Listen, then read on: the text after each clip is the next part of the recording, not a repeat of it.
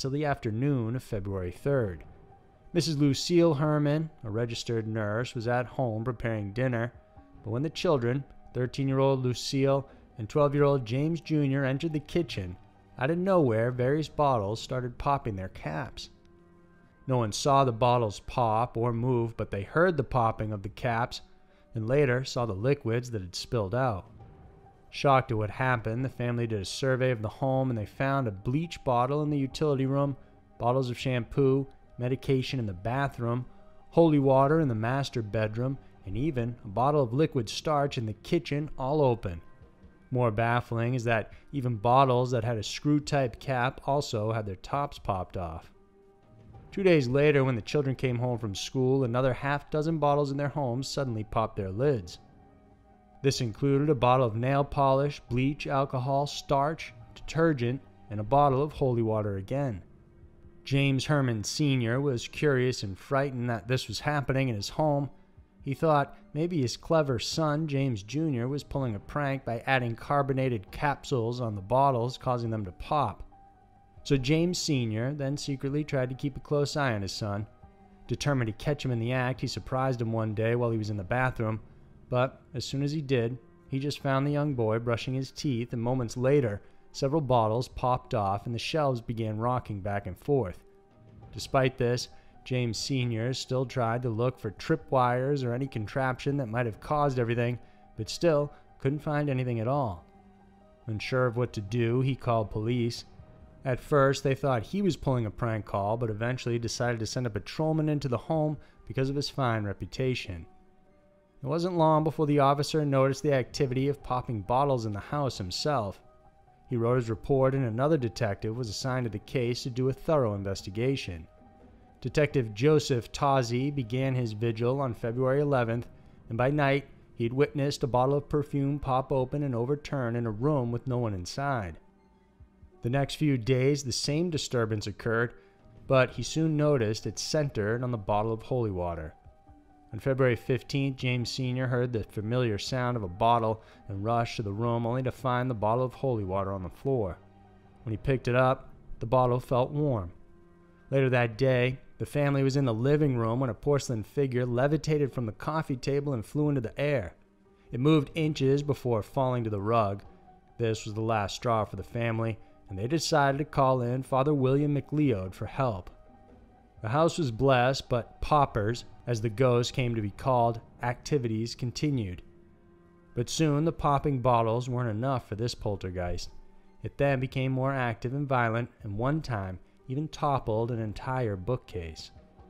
When the family tried staying out of the home for the night, Detective Tozzi stayed at the house, but no incident occurred. But when the family returned, a sugar bowl flew from the table and smashed into pieces. Researchers from the parapsychology department at Duke University later got involved with the case. The group believed someone in the family had a capacity for psychokinesis, or PK for short.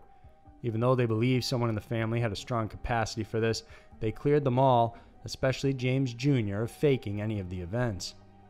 Dr. Pratt and another researcher began staying with the family to do further research. For some time in March, the poltergeists were quiet before violently showing up again on March 2nd.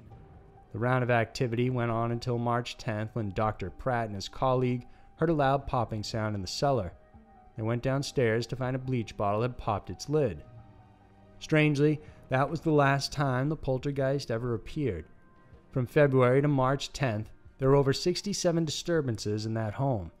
It was inspected by detectives, electricians, plumbers, firemen, building inspectors, and more, but no one could find any answers. The family doesn't know what happened and why the activity suddenly ceased, but they were grateful they could finally move forward from the ordeal and go back to living their normal lives. Number 4. Summerwind Mansion.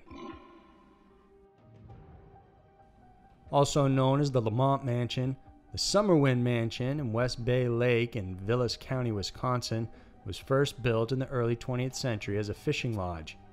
It was purchased in 1916 by Robert P. Lamont and then remodeled to become a summer mansion for his family. It was a grand place surrounded by nature and beauty.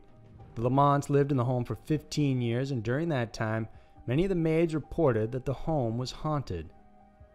Mr. Lamont didn't believe any of that talk until he himself and his wife witnessed an actual apparition.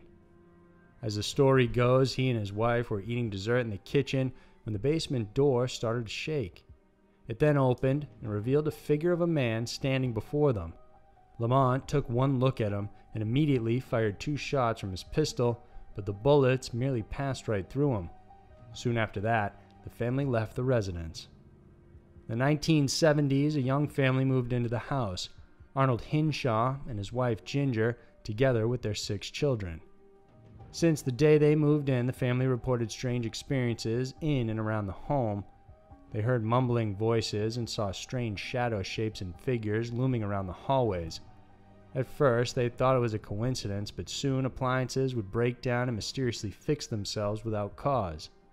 Closed windows would suddenly open. Contractors hired to work on the home complained of missing tools or were sometimes too spooked to even work there. The family resorted to doing the renovations in the home themselves. One time, when painting a closet, they found a small hole that led to a small cavern. Arnold snuck into the area